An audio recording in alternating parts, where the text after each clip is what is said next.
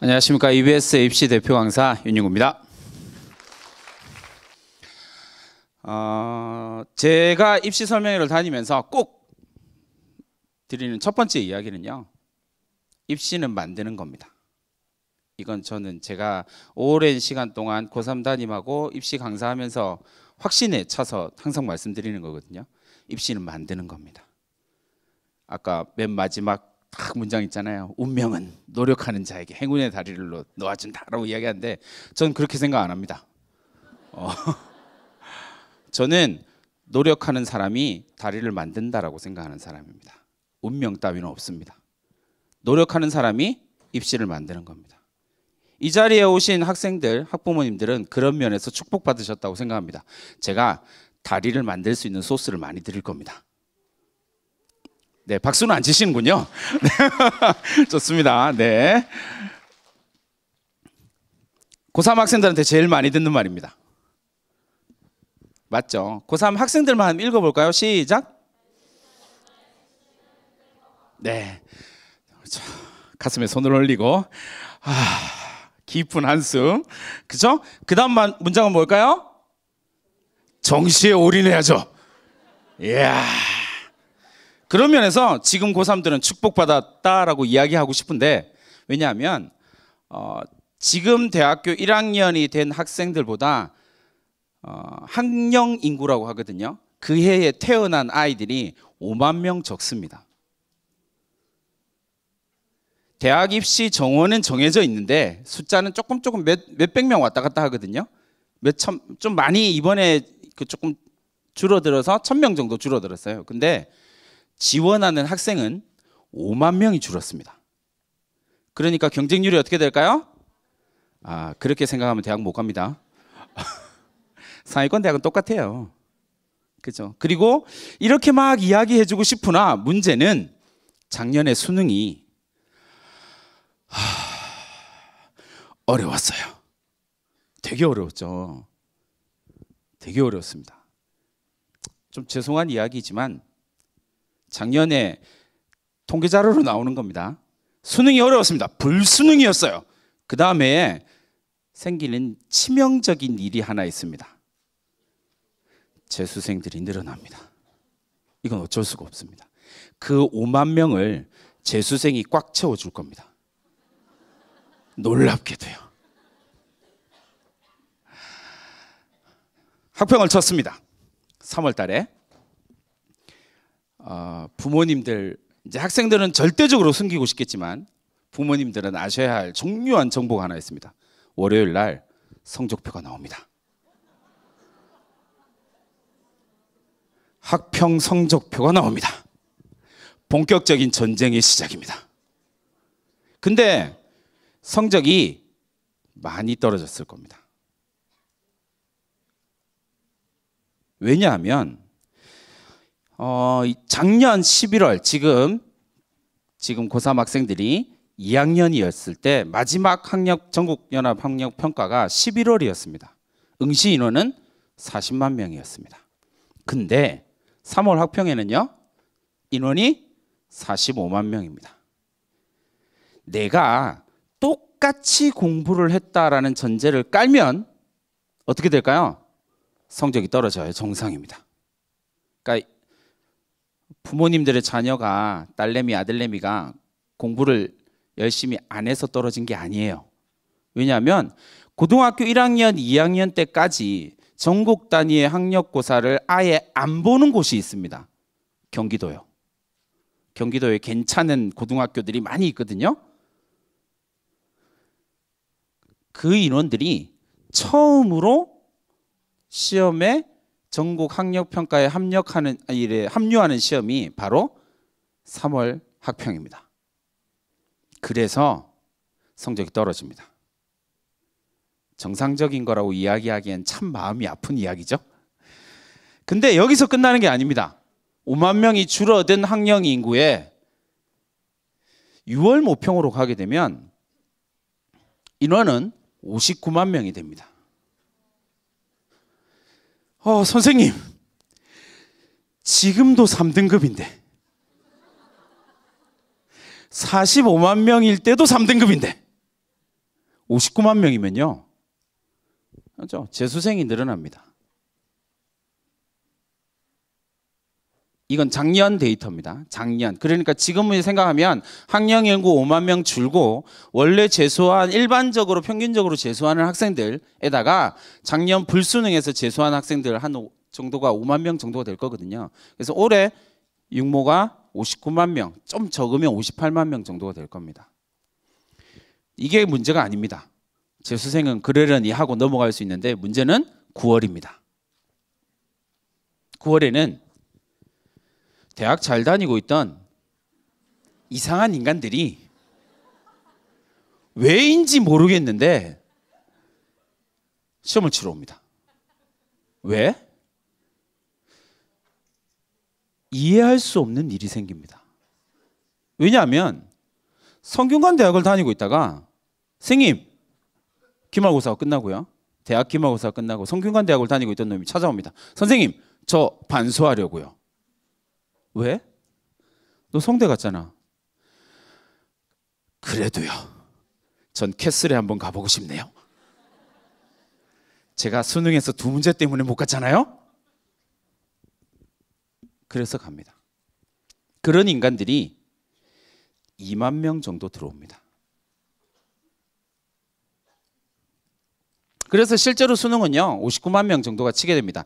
이제 빠질 재학생들 다 빠지고요, 들어올 재수생 다 들어오고요.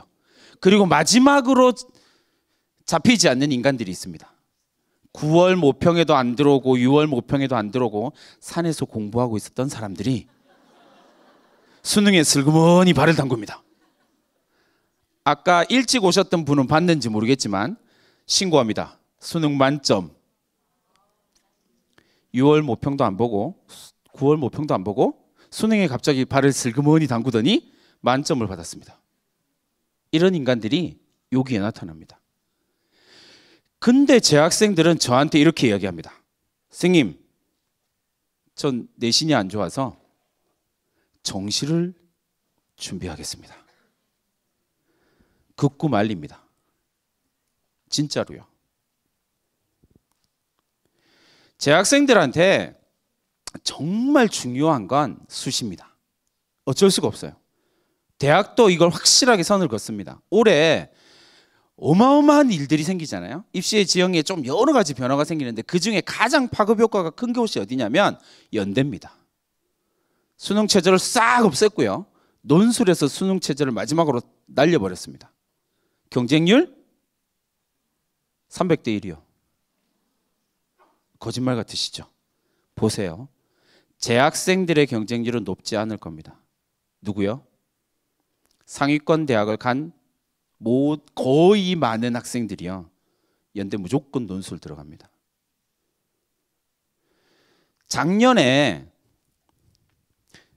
수능에서요. 논술 경쟁률이 가장 높았던 곳은 어디일까요? 잘 모르시겠죠. 이걸 알면 그건 참 어려우니까. 그죠? 몇 대 1쯤 될까요? 390대 1이요. 인하대 의대.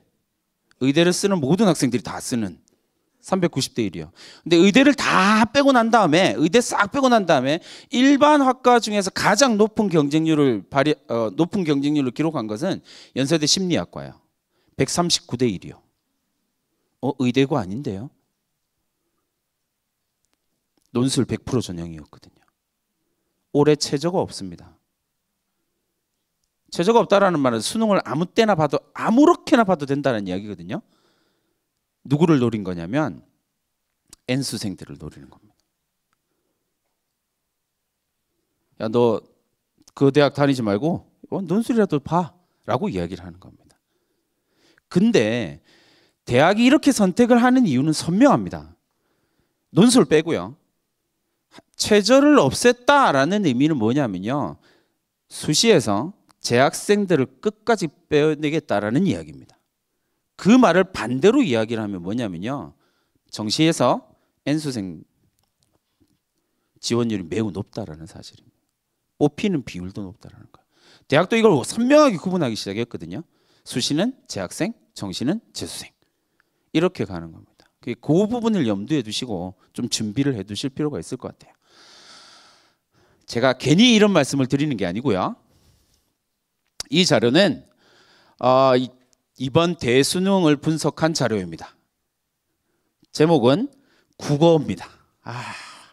국어입니다. 3월 성적이 보세요. 이건 서울에 있는 학생들만 조사한 겁니다. 이거 서울시 교육청에서 서울시 교육정보연구원에서 공개한 자료니까요. 서울에 있는 학생들만 재학생들만 조사를 한 겁니다. 재학생들을 조사해서 국어 1등급을 3월에 국어 1등급을 받았던 학생이 실제 수능에서 성적이 어떻게 나왔는지를 확인을 한 겁니다. 그러니까 1등급을 유지한 비율은 36.9%고요. 그리고 떨어진 비율은 63%입니다. 노란색으로 강조해놨죠. 성적 자기 등급을 유지하지 못하는 비율이 60%로 훌쩍 넘어갑니다. 다시 말하면 이런 말 많이 들으셨을 거예요. 3월 학평 성적이 수능 성적이다. 재학생들이요. 그 정도 받으면 진짜 훌륭한 겁니다. 왜요? 다 떨어지거든요. 재학생은 진짜 많이 떨어집니다. 하나 더 보여드릴까요? 수학입니다. 수리 가형입니다. 대한민국에서 뭐 어떻게 보면 우리나라에서 제일 수능 성적이 좋은 아이들이 모이는 것이 수리 가형이 될 수밖에 없거든요. 등급 유지하는 비율이요. 조금 높게 나왔죠. 43%요. 그러나 나머지를 보시면 여전히 낮다라는 것. 이건 육모랑 비교한 거거든요. 6월 모의평가에서 1등급 받은 학생들. 근데 6월 모의평가에서 1등급 받은 학생이 수능에서 1등급 받는 비율입니다. 그러니까 여러분들의 생각보다 정시에서 올인해서 내가 그 성적이 나오기까지는 매우 지난한 과정이 필요하다라는 사실입니다. 이런 것들을 염두에 두고요. 열심히 하면 되죠. 제가 특히나 남학생들이요. 고3 남학생들이 저한테 항상 하는 말이거든요. 에이 선생님, 제가 지금부터 열심히 노력하면 되죠. 네, 될까요? 그렇게 이야기하고 공부한 학생을 별로 본 적이 없습니다. 그렇죠? 그 결심은 하루를 넘기지 않거든요. 그렇게 이야기해놓고 나중에 종례할 때 보면 미친 듯이 뛰어다니고 있습니다. 왜 그 말을 했는지 그냥. 이제 본격적으로 대학 입시의 전형에 대한 이해를 좀 시작을 해보도록 하겠습니다. 언론에서 여러분들이 보셨던 건 조금 다르게요. 올해 수시는 단군 이래라고 이야기하죠. 단군 이후에 최대의 수시 비중입니다. 내년부터는 조금씩 떨어질 거기 때문에 어쨌든 최대의 비율입니다. 그러니까 77.3%를 수시로 뽑습니다. 작년에는 76.2%였으니까 실제로는 조금 많이 올라갔습니다.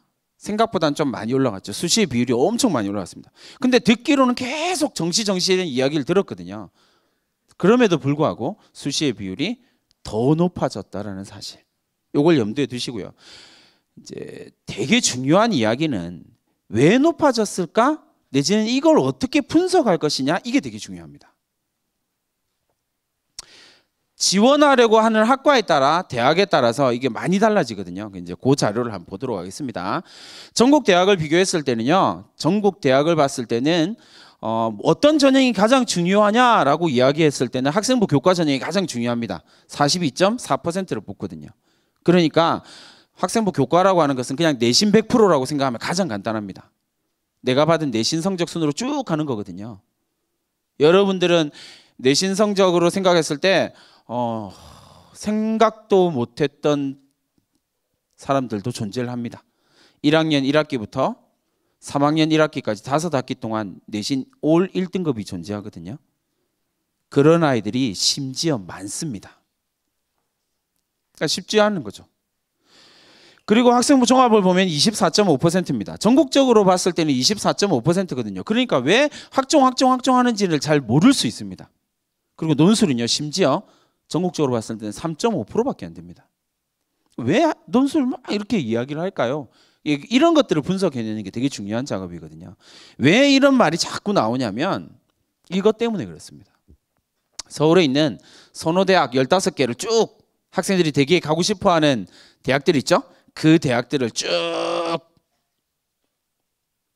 15개 모아봤습니다. 그러고 나니까 학종은요 45%입니다. 놀랍게도요 전체 인원의 절반 정도를 학종으로 뽑습니다.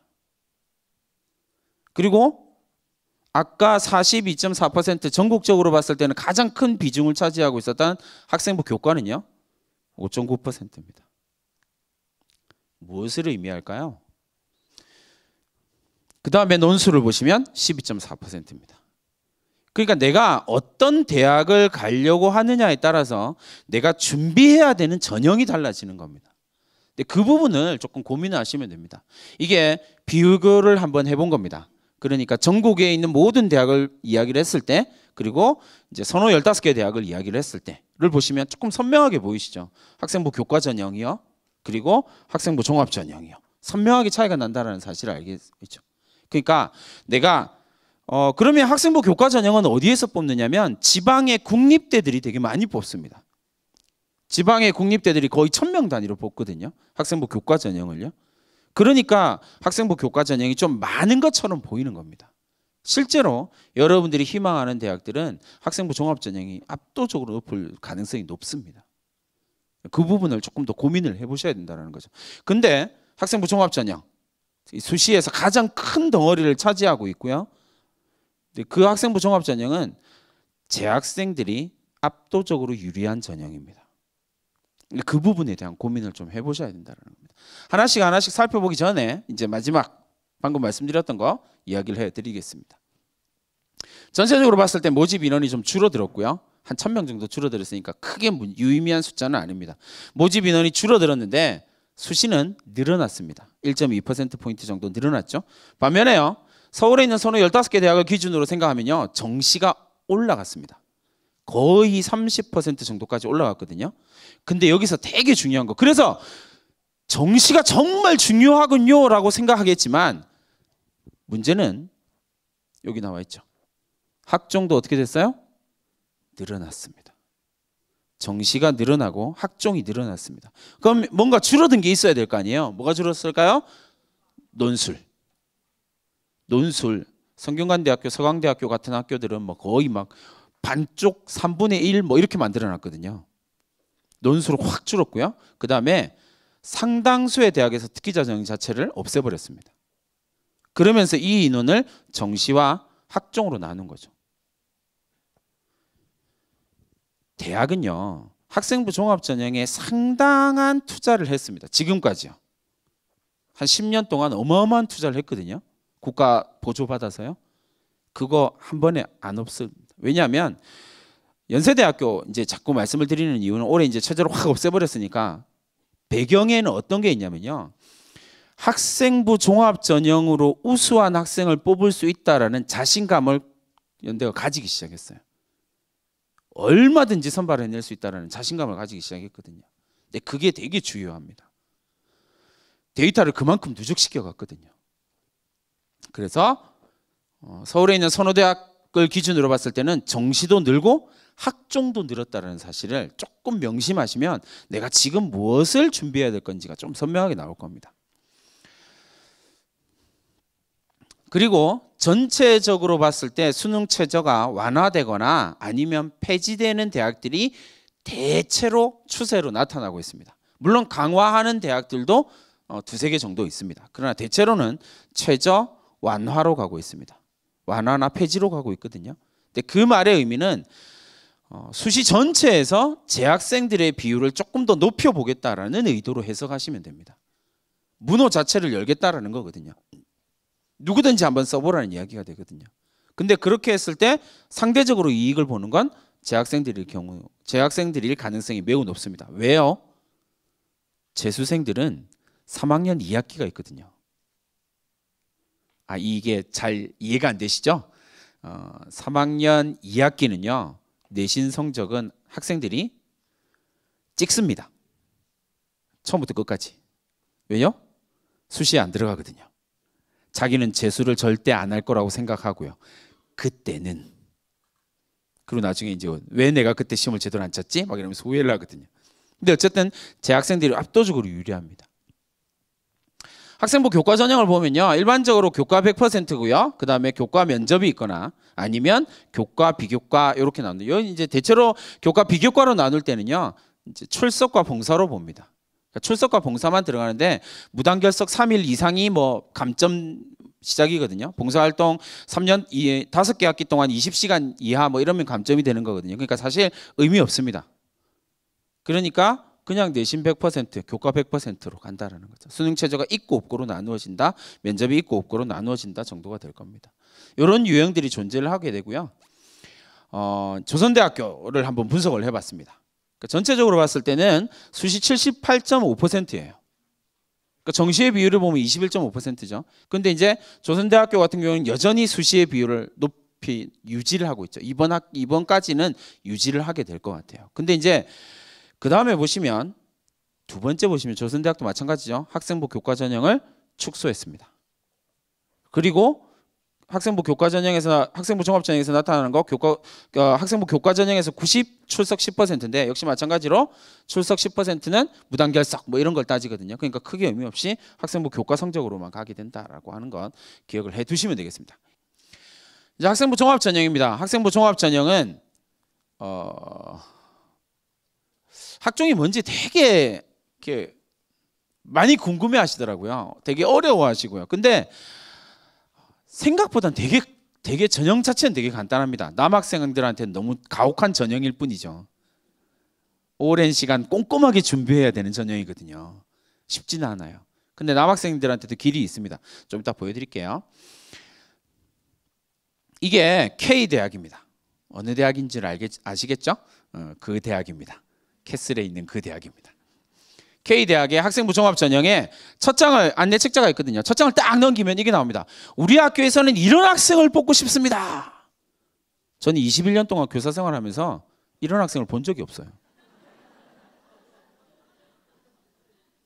여기서 질문입니다. 대학은 이걸 알까요? 모를까요? 입학사정관들도 이거 알아요. 근데 왜 이거 넣어놨을까요? 가능성을 보겠다라는 이야기죠. 이렇게 성장할지도 모르는 학생을 뽑겠습니다. 그러면 어떻게 하면 됩니까? 내가 그렇게 성장할 수도 있을 것 같습니다를 보여주면 됩니다. 물론 이 K대학은 맨 마지막에 솔직담백하게 제가 이 대학을 좀 좋아하는 이유가 맨 마지막 이유입니다. 맨 마지막에 좀 솔직하게 얘기했어요. 그래서 위에 1번, 2번, 3번은 모르겠고 내가 뽑고 싶은 학생은 이런 학생이야. 1번, 2번, 3번은 그냥 형식상 놓아둔 거고 내가 뽑고 싶은 학생은 우리 대학이 뽑고 싶은 학생은 졸업 후에 우리 대학을 찬란하게 빛내줄 수 있는 학생. 이게 딱 들어가 있습니다. 깜짝 놀랐습니다. 저도.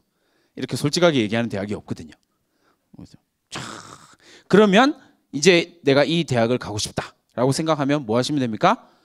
난 졸업 후에 너네 대학을 반짝 빛내줄 수 있을 거야. 기다려봐. 이것만 보여주시면 됩니다. 결국 대학이 뽑고자 하는 가장 궁극적인 학생은요. 우수한 학생입니다. 대학이 여러 가지 전형을 만들어 놓는 이유는요. 그 전형들을 통해서 우수한 학생을 뽑고자 함입니다. 학생부 종합 전형도 마찬가지거든요. 어떤 형식을 갖춘다고 하더라도요. 대학이 뽑고자 하는 건 우수한 학생을 뽑고 싶어 합니다. 근데 이제 이걸 조금만 바꾸면 됩니다. 선생님, 제 아들과 제 딸을 보건데 우수할까요? 그래서 조금만 바꾸면 됩니다. 어떻게 바꾸면 될까요? 우수해질 것 같은 학생으로 보여주면 됩니다. 앞으로 우수해질 수 있는 학생으로 보여지게 하면 됩니다. 그 보여지게 하는 게 되게 스킬이거든요. 그게 전략이거든요. 그걸 이제 부모님들이 조금 고민을 해보셔야 돼요. 학생들과 함께요. 이제 그러면 대학이 우수한 학생을 뽑는다라고 이야기할 때 덮어놓고 나 진짜 우수한 학생을 뽑습니다라고 이야기할 때 우수하다라고 하는 기준이 뭔지를 선명하게 알면 이게 깔끔하게 정리가 되거든요. 우수함의 기준이 뭐야?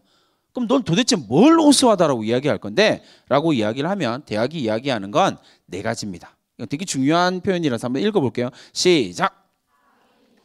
오늘 입시 설명이 딱 끝나고 나오면서 두 가지만 기억하시면 됩니다. 첫 번째, 제 이름. 제 이름 인윤구. 한번 들으면 잘 안 까먹죠? 이름이 워낙 특이해가지고. 두 번째는요, 학인 전발만 들고 나가셔도 됩니다. 재학생들은요. 학인 전발입니다. 되게 중요합니다. 나의 우수함을 증명할 수 있는 단어입니다. 물론 이 학인 전발은요, 한 학생이 4가지의 능력, 학인 전발은 각각의 능력이거든요. 학인 전발이라고 하는 4가지의 능력을 다 가지고 있다? 뻥치시냅니다. 그런 학생 본 적 없습니다. 하나. 네? 학업. 네. 학업 아닙니다. 하나 내지는 둘. 내가 정말 괜찮다라고 생각하는 능력 하나 아니면 2가지에 집중하시면 됩니다. 근데 답은 정해져 있어요. 4가지나 있는데 그 중에 하나는 여기서 보는 게 아니거든요. 그래서 그 내용을 이야기를 드리겠습니다. 4가지입니다. 그렇죠? 학업 역량, 그리고 인성, 전공적 합성, 발전 가능성입니다. 4가지고요.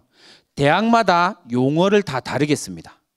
근데 아무리 용어를 바꿨어도요, 비슷한 이야기들을 반복합니다. 왜냐하면 우수함이다 라고 이야기하는 기준은 딱 정해져 있거든요.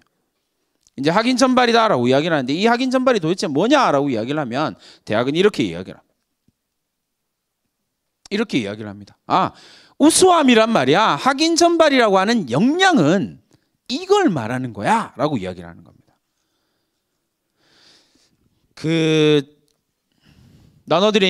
EBS가 나눠드린 책자 있잖아요. 그 책자 앞에다가 맨 앞 흰색입니다.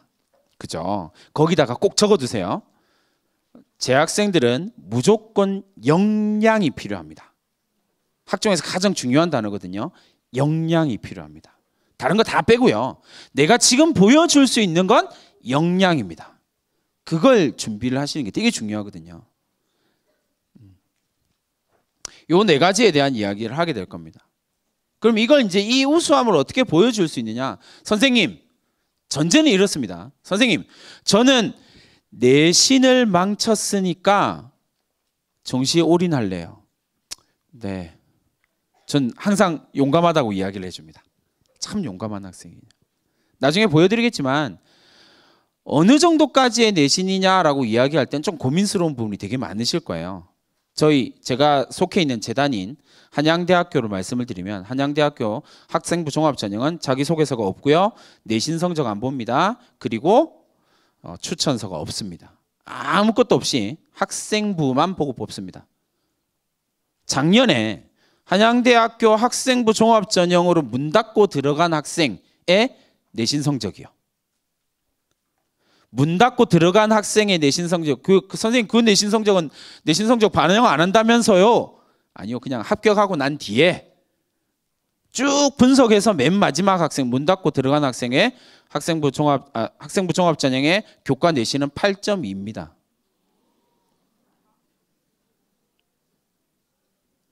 안 된다고요? 네. 안 된다고 생각하시니까 안 되는 거죠. 불가능하다고요? 학종을 모르시니까 불가능한 거죠. 오늘 이야기 들으시니까 하세요. 그러면 얼마든지 가능해집니다. 자, 학업 역량이다라고 이야기를 하면 이제 학생들이 아까 얘기했죠. 학인 전발 이렇게 하니까 한 학생이 정말 용감하게 학업! 이라고 이야기를 해줬습니다. 고맙습니다. 제가 입시 설명회 들어오기 전에 이제 분장한다고 화장실에서 이렇게 얼굴에 이렇게 막 분장을 하고 있는데 갑자기 여학생이 남자 화장실에 들어오더라고요. 되게 당황했습니다. 용감한 학생 이러면서. 학업 역량에서 진짜 중요한 거 있습니다. 물론 학업 중요하죠. 학업 역량이다라고 이야기를 하면요, 대부분의 학부모님들과 학생들이 다 내신 생각합니다. 그렇잖아요. 근데 대학의 입장에서 한번 생각해 보세요. 뽑는 건 대학이지 고등학교 학생들이 뽑는 건 고등학교 선생님이나 고등학교 학생들이 뽑는 게 아니거든요. 대학에서 뽑는 거예요. 대학의 입장에서 제가 말씀드렸죠. 대학의 입장에서 고등학교 내신이 중요할까요? 아니요. 내신이 안 좋다라고 해서 떨어뜨리지 않는다라는 겁니다. 이야기에 스토리가 나와야 되거든요. 그 스토리만 있으면 돼요. 그걸 만드는 게 지금 여러분들이 해야 할 일이거든요. 그래서 학업 역량을 어떻게 평가할 거니? 라고 이야기하면 맨 처음에 나오는 이야기가 뭐냐면 학년별, 학기별 성적은 고르게 유지되고 있는가? 내신은 제대로 나오고 있는지를 묻고 있습니다. 빙고. 일반적인 생각하고 똑같죠. 두 번째 것도 별 차이 없습니다. 네가 들었니? 전공과 관련된 교과목 들었어? 오케이. 세 번째부터 보세요. 새로운 지식을 획득하기 위해서 자기주도적인 태도로 하고 있니? 여기서 질문이요. 내신이 아주 괜찮은 학생들은 3번 항목에 걸립니다. 왜요? 새로운 지식을 얻기 위해서 노력하지 않거든요. 있는 거 습득하는 데 바쁜 거거든요. 근데 나는 객관식 시험에 진짜 약한 면모를 보이고 그리고 내가 원하는 성적이 항상 안 나와요. 이건 공감이 되죠. 내가 원하는 성적은 항상 안 나와요. 근데 나는 알고 싶은 게 너무 많아요. 궁금한 게 너무 많아요. 그래서 교과 학교에서 다루어지는 교과하고 상관없는 과목에 정말 깊이 공부해 봤어요. 그 학생은 우수한 학생일까요? 우수하지 않은 학생일까요? 당연히 우수한 학생이에요. 왜 그럴까요? 고등학교에서 가르치는 과목은 대학에서 가르치는 과목의 100분의 1, 1000분의 1 안 가르쳐요. 배울 수 없어요. 내가 좋아하는 과목, 내가 필요로 하고 내가 전공으로 삼고자 하는 과목은 고등학교에서 가르치지 않는 경우가 거의 대부분이라고 생각하시면 돼요. 근데 거기서 어떻게 나의 역량을 보여줄 수 있겠냐고요. 그걸 파악하겠다라고 생각하는 게 학종이거든요. 그래서 저 멘트가 되게 중요합니다. 새로운 지식을 알기 위해서 네가 얼마만큼 노력해봤니? 요 세 번째 항목이 어디랑 연결되냐면 자소서 1번이랑 연결됩니다. 네가 고등학교 때 얼마나 깊이 있는 걸 혼자 공부해봤니? 얼마나 파고들어봤니? 그렇죠? 그 얘기가 나오죠. 그러니까 3번, 세 번째, 네 번째는요 상관없어요. 교과 내신하고 상관없는 거거든요. 학업 역량이다라고 이야기할 때 학업 성취도 중요합니다. 내신 등급 중요해요. 그러나 그게 다가 아니라는 거예요. 그것으로 보여줄 수 없는 나의 역량을 증명해내는 것이 되게 중요하다는 거죠. 두 번째, 전공적 합성입니다. 전공적 합성은 또 이런 질문들이 나옵니다. 사실 학인 전발이라고 네 가지를 이야기를 할 때 가장 오해가 많은 게 전공적 합성입니다. 질문을 하나 해볼게요. 얼마 전에 광주에서 한 학생과 상담을 했습니다. 학생부를 들고 학부모랑 학생이랑 이렇게 해서 막 상담을 했거든요. 이 학생의 꿈이 PD입니다. 자, 질문이요. 시사 PD를 꿈꾸고 있는 이 학생은 고등학교에서 전공적 합성을 뭘로 보여줘야 될까요? 동아리. 이게 가장 일반적인 대답이죠. 그럼 PD가 되기 위해서는 동아리 활동을 뭘 해야 될까요? 방송 관련 동아리 활동? 방송반? 그러면 다시 대학의 입장에서 생각해 볼까요?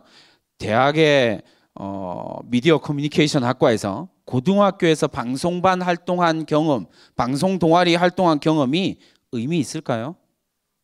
아니요. 그게 무슨 의미가 있어요? 전공적 합성은 전공과 관련된 어떤 특정한 활동을 지칭하는 단어가 아니에요. 그러면 의사가 되기 위해서 병원에 가서 봉사활동을 해야 됩니다. 그럴 수 있죠. 근데 의대 간 학생들의 학종으로 붙은 학생들이 다 봉사활동을 그렇게 했을까요? 다시 질문해 볼게요.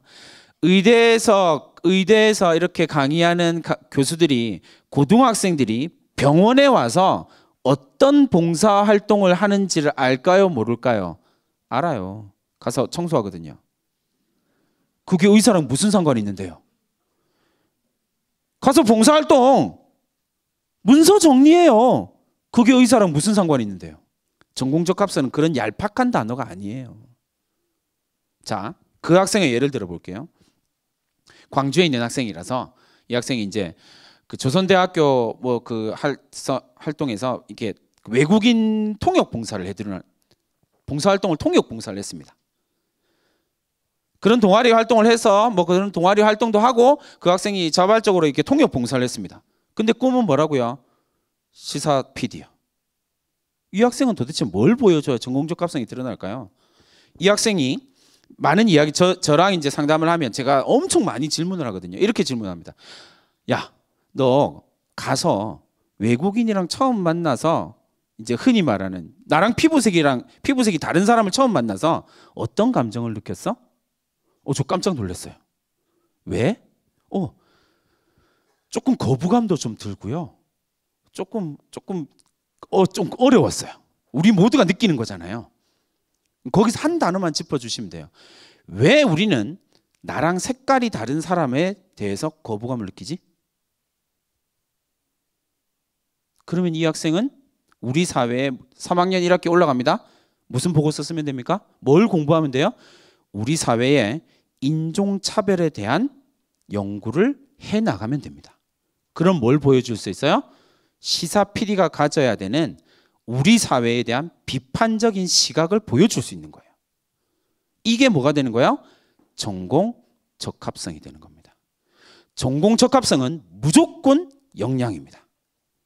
네가 어떤 능력을 갖고 있는지가 포인트가 된다는 거예요. 이 부분을 좀 고민해 보셔야 돼요. 그러니까 그냥 내가 의사를 꿈꿉니다. 병원에서 봉사활동해야 돼요. 동아리 생명과 관련된 동아리를 해야 된대요. 그렇게 하면 안 돼요. 그러면 농구 동아리는 도대체 어느 대학을 가야 되냐고요. 그러면 댄스 동아리는 도대체 어느 대학을 가야 되냐고요. 무용대학, 무용학과 이런 데 갈까요? 아니라니까요. 절대로 아닙니다. 착각하지 마세요. 내가 어떤 활동을 했다라는 사실이 내가 우수하다라는 걸 보여주지 않아요. 절대로요. 소논문 썼습니다. 전 우수한 학생이에요. 뻥치지 마세요. 그런 거 없어요. 그 소논문을 쓴 학생부를 보면 지금 기가 막힌 학생부들이 많거든요. 아무것도 없는데 갑자기 소논문이 딱 튀어나옵니다. 이 소논문은 안 쓰니만 못한 소논문이에요. 내가 그 소논문을 써간 과정이 있어야 되거든요. 내가 무언가를 궁금해했고 그 궁금한 내용들이 활동들에 통해서 그 궁금함을 해결해 가려고 하는 활동이 있어야 돼요. 그래야 우수함이 나타나는 거예요. 오늘 윤윤구 쌤의 강의를 들었습니다. 이런저런 생각들이 많으실 거예요. 가서 무엇이 궁금한지를 생각하세요. 그리고 내가 이것을 해결해 가는 과정을 학생부에 남기는 거예요. 왜냐하면 입학사정관도 그렇고요. 대학 교수 위탁 입학사정관이라고 위촉 입학사정관이라고 이야기를 하거든요. 대학 교수들도 그렇고요. 학문에 어느 정도 정점까지 올라가 있는 사람들이에요. 그러니까 이 학생의 학생부를 쭉 따라가 보면 이 학생이 정말 우수한지 우수하지 않은지, 이 책을 읽었는지 읽지 않았는지를 알 수 있어요. 왜냐하면 무언가가 궁금하면 이걸 따라갈 수밖에 없는 학문적인 고리들이 존재를 하거든요. 근데 대부분의 학생들은 이 고리가 끊겨져 있어요. 그러면 학종에서는 좋은 평가를 받기가 힘들거든요. 그래서 지원 전공에 대한 흥미 관심을 가지고 있는가, 지원 전공에 관련된 독서를 하고 있는가, 그래서 교과활동 관련 교과활동이 있는가, 이런 거 되게 중요해요. 근데 이런 것들을 통해서 알고 싶은 건 뭐냐면 네가 이 활동, 이 탐구를 통해서 무엇을 더 깊이 알게 되었니? 그리고 그 다음요, 알게 되었다면 그 다음 깊이를 알기 위해서 얼마만큼 노력해봤니? 이거 되게 중요해요. 제가 이 전공적합성 이야기를 하면서 제가 이 전공적합성으로 대학을 보낸 학생들도 제법 많거든요. 가장 대표적인 학생, 제가 항상 이야기하는 그 학생이 있어요. 그 학생은요, 축구에 미쳐있는 학생이에요. 남학생, 대부분의 남학생이 그렇죠? 축구에 미쳐 있어요. 고3 때도요, 공부 열심히 할 거야! 라고 이야기하고 쉬는 시간에 축구하고 있어요. 뭐지 넌? 근데 그 학생은요, 동아리 1학년 때 동아리 축구. 3학년 때 동아리도 축구. 그리고 심지어 자율 동아리도 축구. 이 학생이에요. 이 학생은 상담을 시작합니다. 자, 너 골키퍼를 하면서 축구부 하면서 골키퍼 할 때, 축구를 좋아하면서 골키퍼를 하는지 모르겠는데 어쨌든 3년 동안 골키퍼를 합니다. 축구를 좋아하는 건지 뭔지 잘 모르겠지만 어쨌든 골키퍼를 합니다. 그래서 골키퍼가 가져야 되는 가장 탁월한 능력이 뭐라고 생각하니? 라고 질문을 던져요. 선생님, 이것도 있고요, 이것도 있고요, 이것도 있고요. 그리고요, 몸이 빨라야 돼요. 막 이런 이야기가 적혀 있어요. 그러니까 되게 답답한 게 뭐냐면요, 동아리 활동 사항에 뭐가 적혀 있냐면 몸이 날쌔며 킥을 잘 맞고. 아니 그게 뭐 어쩌라고요? 이 학생이 스포츠 뭐 이런 과 갈 거냐고요? 아니잖아요. 이 학생의 신체 능력이 어떻게 탁월해졌다 이게 중요한 게 아니라 그렇게 만들어내기 위해서 무엇을 했냐가 기록되어야 되거든요. 근데 뭐 킥을 잘 다루며 이런 게 적혀 있어요. 그걸 여러분들이 고치는 게 되게 중요해요. 물어봅니다. 계속 물어봐요. 부모님들이 해야 될 가장 중요한 일은요, 학종을 준비하면서 부모님들이 해야 될 가장 중요한 역할은 뭐냐면 계속 물어보세요. 애가 짜증을 낼 거예요. 물어보세요. 그래서 왜 짜증 내는데? 그럼 더 짜증 나겠죠? 아, 그렇게 자꾸 짜증을 내는 이유가 뭐야? 라고 물어보면 됩니다. 끝까지 물어보세요. 제가 둘째를 그렇게 설득했거든요. 잔소리 듣기 싫어서 공부할게요. 이렇게 하고 지금 공부 시작한 거 7일 됐다고 말씀드렸죠. 그 학생한테 물어봅니다. 너 축구 왜 했어? 왜 좋아해? 막 이렇게 물어봅니다. 그래서 뭘 배웠니? 전 킥을 잘하고요. 전 진짜 총알같이 막아요. 저는 거미손이에요. 막 이딴 얘기를 하더라고요. 진짜 생각 없이 사는 고3. 그래서 네가 키웠던 능력을 또 얘기해봐. 뭐? 그러니까 골키퍼의 가장 중요한 능력이 뭐니? 라고 이렇게 계속 물어보거든요. 그래서 제가 필요로 하는 단어를 끄집어내요. 뭘까요? 골키퍼는요, 선생님 생각해보니까 골키퍼는 운동장 전체를 쳐다보면서요, 22명, 저쪽 골키퍼가 뛰어올 일은 없으니까 20명의 선수들이 어디로 움직이는지를 잘 봐야 킥을 막을 수 있는 것 같아요. 맞아. 그걸 능력으로 따지면 뭐가 되냐면 거시적 관점이 되는 거야. 이 학생은 5개 학기 동안 골키퍼를 지속적으로 하면서 뭘 키운 거예요? 거시적 관점을 키운 겁니다. 세상을 넓게 볼 줄 알아요. 이 학생은 이런 역량을 가지고 있는 학생은 어디를 가게 될까요? 어디를 가면 될까요? 경제학과,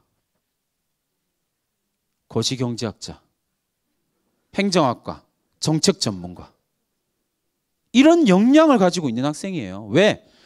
작게 보는 게 아니라 넓게 보기 시작했거든요. 전체를 보기 시작한 거죠.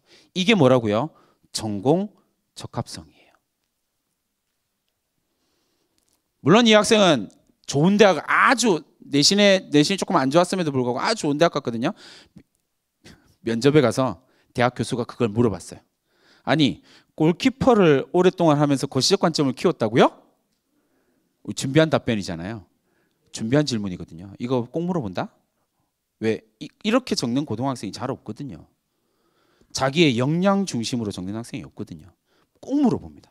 진짜로 그것을 키웠는지. 아, 그래서요, 교수님, 제가 이 부분에선 이렇게 쳐다볼 수 있게 돼요. 그러니까 이렇게 쳐다보고 나니까 이 관점이 너무 신기한 거예요. 그래서 이 학생은 뭐예요? 책을 읽어요. 이 거시적 관점과 관련된 책을 읽어요. 그게 어디에 기록됩니까? 3학년 1학기 독서활동이에요. 저는 축구를 통해서 인생을 바꿨어요. 그리고 경제학과를 지원했습니다. 이렇게 가는 거예요. 그게 역량 중심이고요. 그게 전공 적합성입니다. 제발 이상한 거 하지 마시라고요. 나머지 인성과 좀 많이 말씀드리고 싶지만 저에겐 시간이 좀 한정되어 있는 관계로 조금 더 중요한 이야기를 해드릴게요. 학종을 어떻게 평가하느냐라고 이야기할 때 이거 되게 궁금해하세요. 근데 학종을 평가하는 방식은 크게 두 가지로 나누어지게 돼요. 하나는요, 그 학년도에 그 학생이 무엇을 했는지를 횡단으로 쭉 봐요. 이렇게 횡단 평가를 합니다. 이 학생이 1년 동안 무엇을 했는지를 보는 거예요. 자율동아리, 자율활동, 동아리활동, 봉사활동, 진로활동, 교과세특, 독서, 종합의견, 그리고 수상, 기타 등등등등등등등. 이 학생이 1학년 동안 이 수평, 그 한 해에 뭘 했는지를 보고요. 2학년 때 뭘 했는지를 봐요. 3학년 때 뭘 했는지를 봐요. 이게 횡단평가입니다. 그게 어디랑 맞춰지면 돼요? 진로랑 맞춰져 있으면 됩니다. 내가 꿈이, 예를 들어서 내가 꿈이 뭐 방송국의 PD가 되고 싶다, 시사 PD가 되고 싶다라고 이야기하고 그 PD를 꿈꾸는 학생이 자율활동이나 동아리 활동이나 봉사활동이나 기타 등등의 활동에서 그 활동과 맞는 그 목표와 맞는 활동을 했으면 아주 긍정적인 평가를 해줘요. 이게 포인트입니다. 이것도 활동도 하고 이것도 활동도 하고 그렇게 중요한 게 아니라요. 어떤 활동, 소수의 활동을 해도 상관없는데 내가 설정한 목표랑 맞는 활동을 했는지가 되게 중요해요. 그게 횡단평가에서 키포인트거든요. 그 다음에 횡단평가가 끝났습니다. 그럼 우린 하나를 알려드리면 둘을 아는 여러분들은 그 다음 평가는 뭘까요? 종단평가가 나오겠죠. 당연히 종단평가가 나옵니다. 그 다음 평가는요. 종단평가가 됩니다. 어떻게 해요? 5개 학기를 추적해 보는 거죠. 5개 학기 동안 이 학생이 어떤 변화가 있었는지를 추적해 보는 거예요. 그런데 1학년 때 읽었던 책의 수준이랑 2학년 때 읽었던 책의 수준이 똑같아요. 이 학생은 성장했을까요? 안 했을까요? 안 했죠. 이 학생은 제껴요. 교과서 획득이 1학년 때 적혔던 교과서 획득과 2학년 때 적혔던 교과서 획득이 전부 다 수업 시간에 열심히 하고 제껴요. 왜요? 발전 안 했거든요. 성장 안 했거든요. 종단평가에서 가장 중요하게 보는 점은 뭐냐면요. 성장했느냐 하지 못했느냐예요. 그러니까 여러분들이 학종을 지금에 와서 수시 내신이 엉망인데요 막 이렇게 얘기를 하더라도 여러분들이 지금 준비해야 될 건 뭐냐면요. 내가 3학년 1학기 때 성장한 모습이 되게 중요한 거예요. 어떻게 성장한 모습을 보여줄 것이냐는 전략을 짜기만 하면 돼요. 그러면 대학은 긍정적인 평가를 해요. 왜 그러냐면 선생님 종단평가에서 걸리는데요. 상관없어요. 왜냐하면 종단평가를 대학이 해가기는 하지만 고등학생이 자기 인생의 터닝 포인트를 만드는 거에 대해서 대학은 매우 긍정적으로 평가하거든요. 바꿀 수 있어요. 꿈도 얼마든지 바꿀 수 있고요. 그리고 진로가 바뀐 건 너무나 당연한 거고요. 사실 되게 이상하지 않아요? 1학년 때 꿈 의사, 2학년 때 꿈 의사, 3학년 때 꿈 의사. 좀 이상한 거예요. 맞잖아요. 세상을 알아가면 알아갈수록 자기가 바라보는 게 달라져야 되거든요. 되게 중요한 포인트입니다. 그러니까 지금이라도 인생을 바꾸겠다고 결정하시고요. 내가 나의 우수함을, 나의 성장을 어떻게 보여줄 것인지를 결정하세요. 그리고 난 다음에 자기소개서 이렇게 쓰면 되잖아요. 제가 1, 2학년 때 공부를 안 했는데 3학년 들어와서 윤윤구의 입학 설명회를 듣고 거기다 이 사람 이름 빼면 쓰면 안 되니까 짱 EBS 입학 설명회를 듣고 내 인생을 바꾸기로 결정했습니다. 그래서 저는 지금 이 시간부터 달라졌습니다 라고 자기소개서에서 주장합니다. 뭘 통해서 확인할까요? 학생부를 통해서 확인합니다. 그게 설득력이 생기고 그게 인정이 되려면 뭐 하면 돼요? 3학년 1학기 때 학생부가 1학년과 2학년이랑 완벽하게 달라져 있기만 하면 돼요. 선생님이 애정을 가지고 적어줄 만큼 의미 있는 변화를 한 학생. 이렇게 되는 거예요. 이게 조금 어정쩡하니까 아직 잘 모르시겠죠? 그래서 샘플 하나만 보여드릴게요. 종단평가, 횡단평가와 종단평가가 어떻게 이루어지는지를 샘플을 보여드리겠습니다. 이거는 1학년 때 이제 담임 선생님이 이 학생을 쳐다본 거예요. 그리고 난 다음에 이 학생이 뭐라고 했냐면 학업 성적이 우수하고 원만한 교우관계, 투철한 봉사정신 그리고 차별적인 도전을 즐기는 학생입니다. 되게 일상적인 멘트입니다. 맞죠? 누군가에게 있고 누군가에게도 있을 법한 이야기요. 근데 전혀 이런 일상적인 이야기가 어떻게 설득력을 가지게 되냐면 2학년 때 다니면요. 창의 아이디어 동아리요. 그리고 예체능의 소질을 가지고 적극적인 자세, 많은 독서량을 가지고 있습니다. 라고 2학년 담임 선생님이 이야기를 해주셨거든요. 그죠? 그 다음에 3학년 때 수학 선생님이 뭐라고 이야기해 줬냐면 새로운 문제풀이 방법을 시도하고요.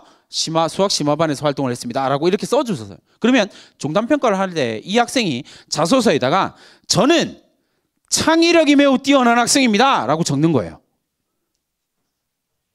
그러면 입학사정관은 뭐 할까요? 학생부를 쳐다 꺼내서 이 학생이 진짜 창의성이 있는지를 항목별로 종단평가를 통해서 뭐예요? 검증하려고 해요. 어디에 걸립니까? 첫 번째. 1학년 때 이 자식은 차별화된 도전을 즐기는 학생이었네? 오, 조금 창의력 있나 본데? 색다른 걸 볼 수 있나 봐. 2학년 때 차별화된 도전이 뭘로 가요? 창의 아이디어 동아리 활동으로 가게 됩니다. 이 자식 창의력이 진짜 있나 본데? 3학년 때 뭐 했어요? 심지어 새로운 문제풀이 방법을 시도합니다. 남들이 하지 않는 거. 우린 이걸 뭐라고 그래요? 창의성이요. 그러면 내가 이 학생이 창의성을 가지고 있다라는 사실을 몇 명의 선생님이 증명해 줬어요? 3명의 선생님이요. 그러면 이 학생의 자소서는 신뢰가 되기 시작하는 겁니다. 이게 종단평가거든요. 근데 여기서 되게 중요한 포인트가 하나 있습니다. 뭐예요? 이 학생이 꾸준히 창의성과 관련된 활동을 했다라는 사실이에요. 이게 종단평가에서 핵심적인 거거든요. 꾸준, 일관. 근데 지금 3학년 1학기 때 내가 무언가 학인전발에서, 인성은 면접에서 평가하니까 빼고요. 학인발에서 내가 무엇을 역량으로 선택하느냐에 따라서 여러분들의 전략도 달라져야 됩니다. 근데 그 전략은 반드시 어디에서 나와야 된다고요? 1학년, 2학년 때 걸 한번 보세요. 학생부를 잘 보시면 내가 가지고 있는 역량이 조금씩 나와 있어요. 한 문장이거든요. 한 문장을 역량으로 끄집어 오는 게 되게 중요한 거예요. 그걸 해내면 좋은 평가를 받게 됩니다. 3학년 때 다시 한번 부탁드릴게요. 여러분, 학부모님들이 지금 이렇게 열심히 들으시지만 사실 도와줄 건 질문하는 것밖에 없어요. 계속 엄마 짜증나 그만 물어. 그래 알겠는데 왜 그만 물어야 되니? 이렇게 계속 질문하세요. 그러면 이게 조금 선명해지거든요. 자기의 능력이 잘 모르겠어요. 그러면 정말 수다 떠는 친한 친구한테 가서 물어보세요. 야, 내가 진짜 장점이 뭔 것 같아? 뭔 것 같아? 너는 진짜 책임감이 강해. 책임감이라는 키워드가 나왔죠? 그러면 그걸 학생부에서 찾으세요. 있나 없나? 그게 되게 중요한 거예요. 없어요. 그러면 이제 어떻게 하면 돼요? 내가 지금부터 담임 선생님과 교과 담당 선생님 앞에서 완벽한 책임감을 보여주면 됩니다. 어떻게 할까요? 월요일 날 뭐 한다고요? 성적표가 나옵니다. 자꾸 잊을만 하면 얘기하죠. 월요일 날 성적표가 나옵니다. 성적표 받기 전에 담임쌤을 찾아가세요. 주말 동안 열심히 손편지 썼어요. 선생님, 제가 3월 학평은 요렇게 망쳤는데요. 아니면 아까 1교시 때 해주셨던 거 실패일기 적으세요. 실패일기 적어서 담임쌤한테 손으로 적으셔야 됩니다. 워드로 치면 안 돼요. 선생님, 남학생들이 좀 심각한 문제가 됩니다. 편지를 써왔는데 글자를 읽을 수가 없어요. 나 진짜 뭔가 잘못했다고 이야기한 것 같긴 한데 도대체 읽을 수가 없어요. 그러나 정성을 다해서 쓴 그 편지 한 통이 바라보는 시선을 바꿉니다. 시선을 바꾸면요, 학생부에 입력하는 내용이 바뀌어요. 이게 되게 중요한 거거든요. 이거 한번 생각해 보시면 됩니다. 학생부의 평가 방식이 이렇게 종단평가와 행단평가로 나누어진다면 내가 이것을 준비하기 위해서 어떻게 대응해야 되냐라고 이야기를 한다면 가장 일반적인 이야기를 해드리는 거예요. 여러분들의 상황에 따라서 순서는 뒤죽박죽 마음대로 바꾸셔도 돼요. 근데 대학이 좋아하는 스타일을 지금 여기다 보여드리는 겁니다. 대학은 어쩔 수 없이 고등학교 수업 시간을 제일 좋아합니다. 왜요? 대학이 판단할 수 있는 범위가 학교 생활밖에 없거든요. 학교 생활 바깥 거를 평가할 수 없어요. 그러면 학교에서 가장 중요한 것 수업. 내가 무언가 지적인 걸 배우는 공간이라고 생각하면 수업이 가장 중요하죠. 수업에서 출발합니다. 수업에서 출발하는 게 가장 좋아요. 그래서 내가 수업 시간에 무언가 궁금증이 생겼어요. 이 궁금증을 해결하기 위해서 책을 읽었는데 책을 읽다 보면 어떻게 될까요? 제대로 책을 읽으면 자꾸 궁금해집니다. 왜요? 책은 모르는 걸 자꾸 알려주거든요. 그러면 자꾸 궁금해지는 거예요. 그러면 선생님 붙들고요. 방과후 학교. 선생님, 제가 이걸 진짜 해결하고 싶은데요. 방과후 학교 하나만 개설해 주세요. 3학년 1학기에 문제풀이 방과후 이런 거 하지 마세요. 필요하겠죠. 필요한 학생들은. 근데 더 중요한 거예요. 3학년 1학기 때 담임 선생님 내지는 교과 담당 선생님, 내가 여러분들이 가려고 하는 전공과 맞는 담당 선생님과 함께 책을 읽는 방과후로 꼭 하나 만드세요. 진짜 추천드리는 거예요. 왜냐하면 선생님, 저희 학교는 3학년 1학기 때 그런 방과후 없는데요 라고 말하는 학생들이 있어요. 그렇죠. 없을 수 있어요. 그럼 여러분들이 만드시면 여러분만 대학 가는 거예요. 왜요? 그 학교에서 나만 기록되거든요. 제가 직업이 좀 많습니다. 이것저것 직업이 많아요. 좀 많이 바쁘거든요. 근데 학교에서 저는 학교에서 학생들과 활동하는 걸 되게 중요하게 생각하기 때문에 전 방과후 학교를 개설 안 해요. 바쁘니까. 내가 이렇게 막 돌아다니는 것들이 많으니까 웬만하면 방과후 학교를 개설 안 하거든요. 이유가 두 가지가 있습니다. 하나는 바쁘기도 하고요. 두 번째는 내가 개설하는 방과후의 의미를 선생님이 주체가 되어서 개설하는 방과후에다가 의미를 두지 않습니다. 뭐가 의미 있는 걸까요? 학생이 필요해서 개설해달라고 하는 것에 방점을 찍습니다. 그리고 어떻게 해요? 학생들이 이번에도 방과후 개설 안 했거든요. 학생들이 쭈르륵 몰려왔습니다. 패거리로 몰려와가지고 20명의 학생이 나를 둘러싸고 선생님 방과후 학교. 아니야 난 너무 바빠서 방과후 학교. 20명이 안 당해보셨죠? 20명이 둘러싸고 방과후 학교만 계속 외치고 있습니다. 합니다. 책 읽는 방과후 학교 하거든요. 같이 책을 읽어요. 토론 발표 엄청 많이 하거든요. 엄청 타이트하게 돌립니다. 그 대신 맨 마지막에 학생부에다가 뭐라고 적어주냐면 이렇게 적어줍니다. 학생 주도로 개설된 방과후 학교. 뭘 보여줍니까? 자기주도성이요. 전공적합성이요. 그 한 문장이요. 그 한 문장이요. 그걸 보여준다니까요.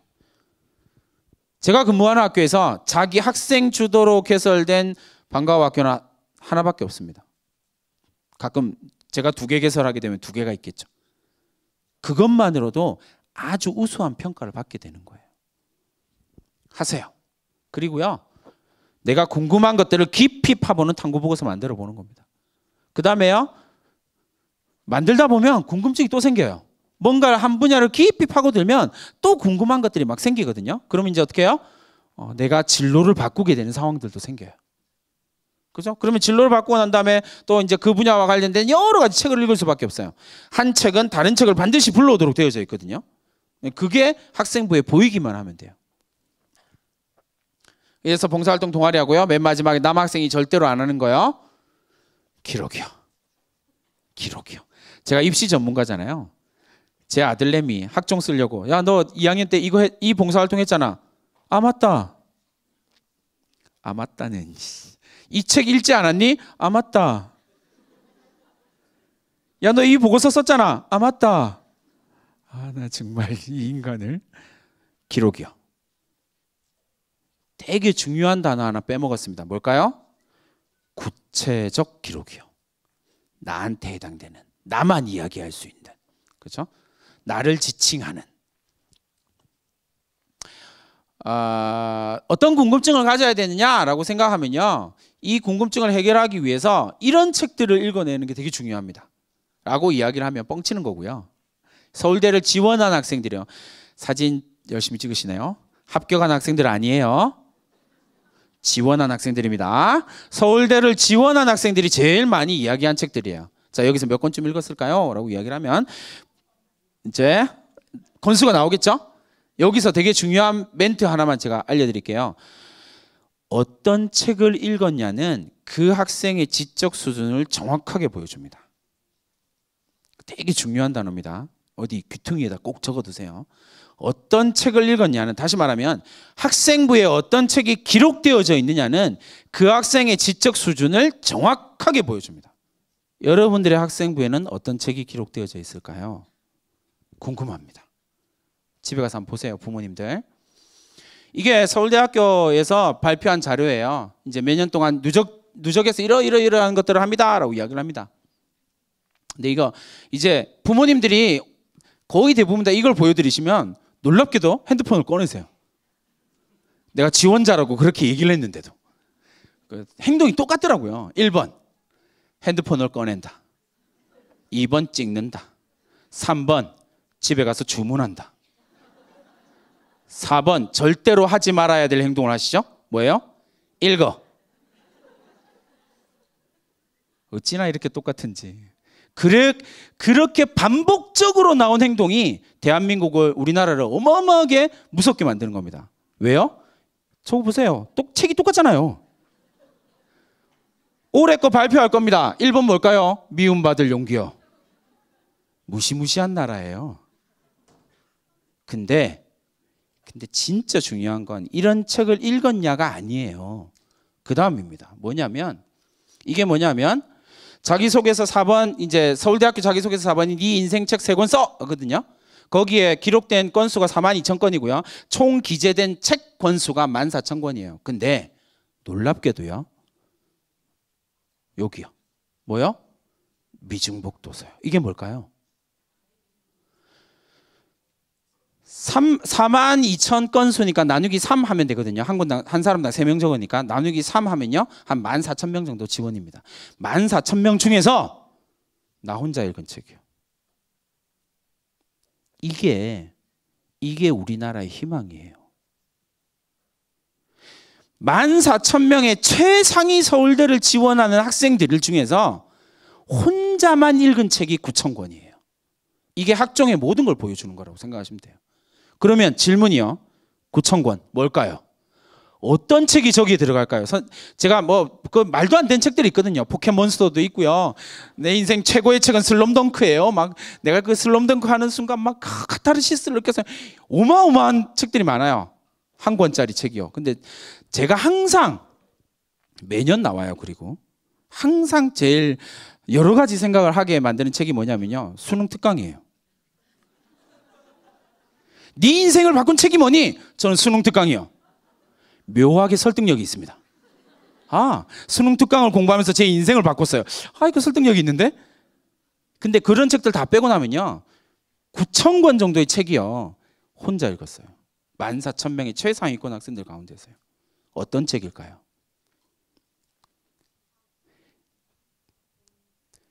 어떤 고등학생도 범접할 수 없는 책이에요. 근데 그 학생은 왜 그 책을 읽었을까요? 읽다가 읽은 거예요. 이 책 읽고 궁금하고 그 궁금증을 해결하기 위해서 이 책을 읽고 이 책 읽고 난 다음에 궁금하니까 또 읽고 가서 맨 마지막에 그 책을 읽게 되는 거예요. 그리고 그 책이 내 인생을 바꿨다라고 이야기할 수 있게 되는 겁니다. 제발 부탁드리는데요. 여러분들의 궁금증을 그냥 궁금하네? 그리고 넘어가시면 사실 답이 없어요. 그건 제가 어떻게 해결을 못 해줍니다. 그래서 부모님들한테 계속 말씀드리는 거 있잖아요. 학생들한테 부모님들이 도와줄 수 있는 건 뭐가 궁금하니예요. 뭐가 궁금하니? 계속 질문해 보세요. 그 궁금증을 함께 풀어가는 과정이 학종을 준비하는 과정이라고 생각하시면 됩니다. 그러면 맨 마지막에 이 책을 쓸 수 있게 될지도 모릅니다. 그렇죠? 이거는 고향에 있는 고등학교 학생부의 일부를 고향에 있는 EBS가 있는 고향에 있는 고등학교의 학생부를 일부 발췌해 온 겁니다. 자율활동 부분입니다. 보시면 2017학년도 2학기 학급 회장으로서 학급 임원 수료에 참가했습니다. 새로운 임원들과 교류하면서 2학기 쭉쭉쭉쭉 2017학년도 2학기 부회장으로서 2017학년도 2학기 총무로서 무슨 말 하는지 아시겠죠? 의미 없는 정보입니다. TMI예요. TMI예요. 너무 많은 정보를 줘요. 쓸데없는 정보를요. 이거를 대학이 어떻게 분석하냐면요. 이렇게 분석을 합니다. 학교 행사가 뭐니? 세부활동 뭐니? 학생이 어떤 역량을 발휘했니? 교사평가는 어떠니? 라고 이렇게 분석을 하거든요. 일반적으로 자율활동, 동아리활동, 진로활동 전부 다 이런 식으로 분석을 해요. 자, 그러면 학교활동 임원 수련회고요. 세부활동 이거 했고요. 근데 학생이 뭔가를 했다, 회장으로서 뭔가를 했다라는 건 아무것도 없는데 교사가 뭐라고 평가했어요? 협동심을 키웠다고 평가했어요. 그럼 도대체 학생이 뭘 했냐고요. 대학은 이걸 원하거든요. 근데 상당수의 학생부는 이게 빠져 있습니다. 내가 뭘 했냐고요. 집에 가서 여러분 학생부 꺼내서 한번 보세요. 내가 뭘 했는지가 빠져 있어요. 우리가 한 게 있어요. 우리 반이 하고요.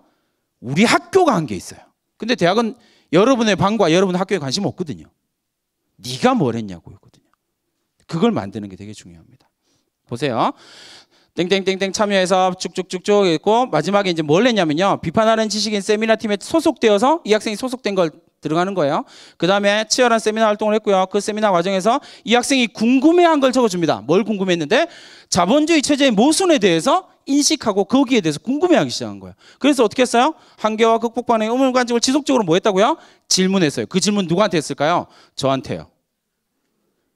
귀찮아 죽겠어요. 매 수업 시간마다 계속 옵니다. 근데 계속 거세요.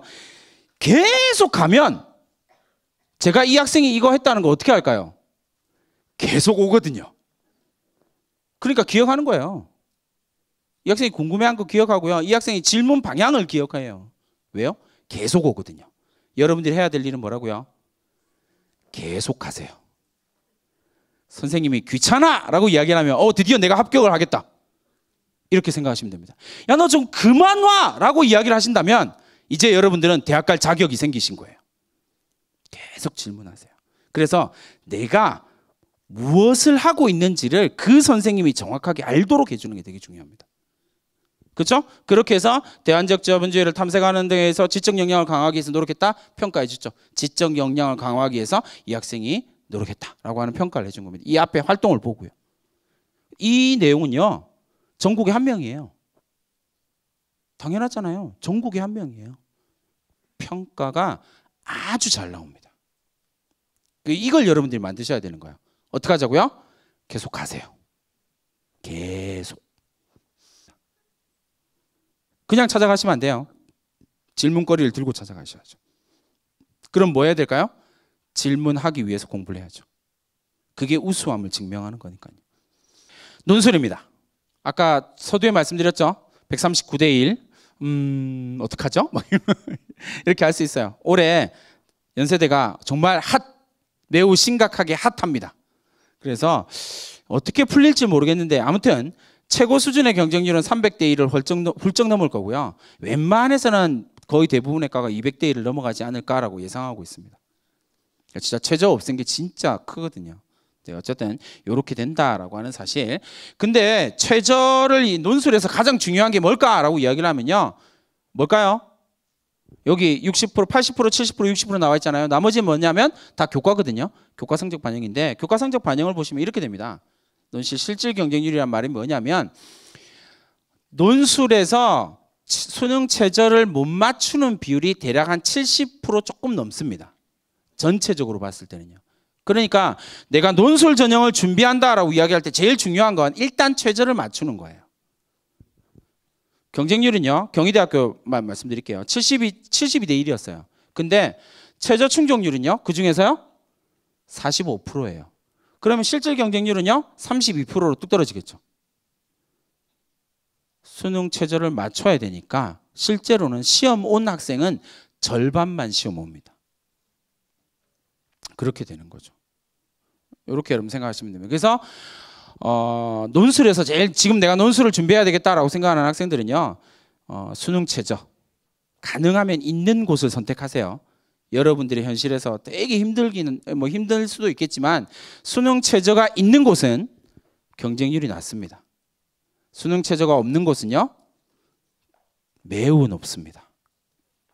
심지어 시험치로 다 옵니다. 그러니까 그거 여러분들 좀 생각하시면 될 것 같아요.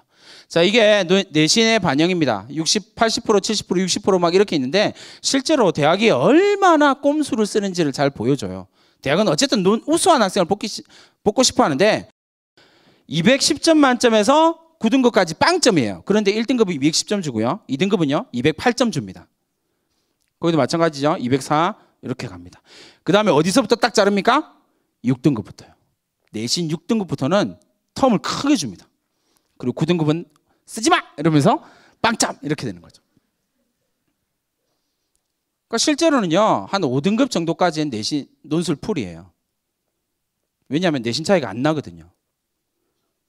밑에 그 경희대학교 같은 경우도 두 가지의 형태가 있는데 밑에 걸 보시면 4등급까지가 딱 30점이죠. 1000점 만점이에요. 논술 한 문제도 안 되는 거거든요. 실제로 이렇게 된다는 거 꼭 기억을 해두시고요. 전략을 좀 잘 짜두시는 것이 되게 중요할 것 같습니다. 여러 가지 말씀을 드리고 싶지만 하나만 말씀을 드릴게요. 일단 이건 부모님들한테 드리는 말씀입니다. 라틴어에서 돌멩이를 뜻하는 단어는 두 가지입니다. 하나는 페트라고요. 그 성경에서는 베드로라고 번역되죠. 그리고 영어에서는 피터 이렇게 번역됩니다. 그래서 페트라라고요. 반석이라고 번역이 되고요. 그 다음에 라틴어에서 두 번째로 돌멩이를 뜻하는 단어는 스캔달룸이라고 하는 단어입니다. 어디서 많이 들어본 단어시죠? 스캔들의 어원입니다. 걸려 넘어지는 돌이라는 단어입니다. 부모님이요. 고3이라는 힘든 시기를 지나는 딸내미 아들내미에게 페트라가 될지 스캔달룸이 될지를 선택하셔야 됩니다. 확실한 건 하나 있어요. 공부해라 라고 말하는 순간 무조건 스캔달룸이 됩니다. 고3 학부모님들한테 꼭 부탁드리고 싶은 거예요. 절대 공부하라 소리 하지 마십시오. 아이가 그 돌에 걸려 넘어집니다. 공부를 하려고 앉았다가도 같이 드라마를 보시다가 부모님들 조금 찔려 하셔야 됩니다. 같이 드라마를 보고 있다가 어느 순간 너 왜 공부 안 해? 라고 이야기할 때 아이가 안 걸려 넘어지겠냐고요. 당연히 걸려 넘어지죠. 금지어입니다. 3학년 학부모님들한테 금지어입니다. 공부하란 말 하지 마세요. 그 말 할 것 같으면 안 하니만 못합니다. 무조건 걸려 넘어집니다. 내 딸, 내 아들은 무조건 걸려 넘어진다고 생각하시면 됩니다. 부모님이 자녀들의 인생에서 정말 페트라가 되었었으면 좋겠다라는 생각을 해봅니다. 이 자리에 학생들도 많이 왔으니까 학생들한테 한마디만 하겠습니다. 어제 뭔가를 하다가 이런저런 생각들을 하다가 생각난 건데요. 아인슈타인이 이런 이야기를 했습니다. 어제와 똑같은 삶을 살면서 내일의 변화, 내일의 희망을 이야기하는 사람은 정신병자라고 이야기를 했어요. 여러분, 어제하고 똑같은 삶을 살면서 성적이 나아질 거라고 기대하지 마십시오. 어제와 똑같이 담임 선생님을 대하고 어제랑 똑같이 교과 담당 선생님을 대하면서 내가 무언가를 할 수 있을 거라고 생각하지 마세요. 그런 건 없습니다. 어제와 달라진 삶, 어제와 다른 각오, 어제와 다른 생각, 그것이 여러분들에게 성공하게 만들어줄 겁니다. 이제 시작입니다. 지나간 시간들에 대한 후회보다는요, 앞으로 나아갈 것에 대한 전략을 짜는 게 되게 중요하거든요. 그런 전략들을 가지고 여러분들의 입시가 정말 성공할 수 있도록 오늘의 고통들을 잘 견뎌내 주시면 감사할 것 같습니다. 감사합니다.